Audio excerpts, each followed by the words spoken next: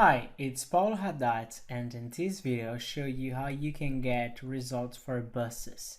But before, as always, please give me a thumbs up, subscribe to my channel, that would be very nice of you. So let's go to the computer.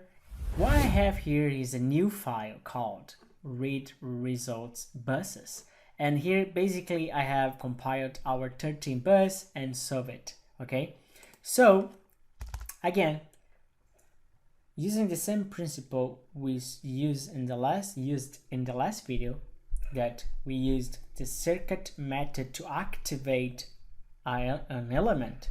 Right now we are going to use the circuit method to activate one bus, and then everything in the buses methods will be available for that specific bus. That makes sense? So what we are going to do, DSS circuit set bus.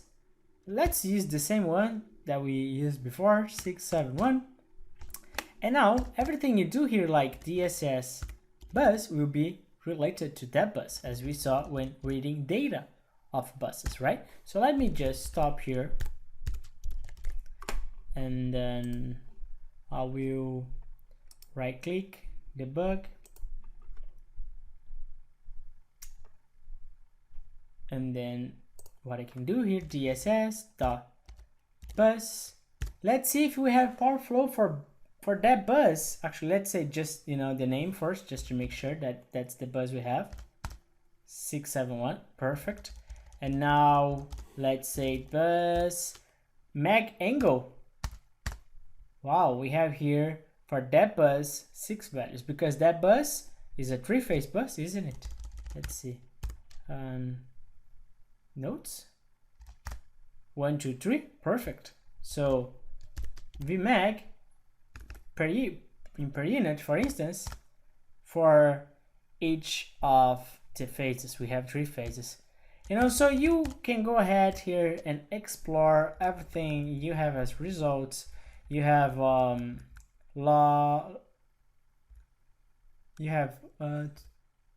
let's say per U vote line to line. What else? Total circuit voltages, voltage mag and angle, voltages. You have different type of results that we can access. You can access from it. Okay, so I'll just copy 2 guys here that you can just have when running it. So we'll close it. Alright, so that's it, guys. Very simple. You activate the bus you want, and then you can explore and get results like voltage, magnitude and angle in per unit.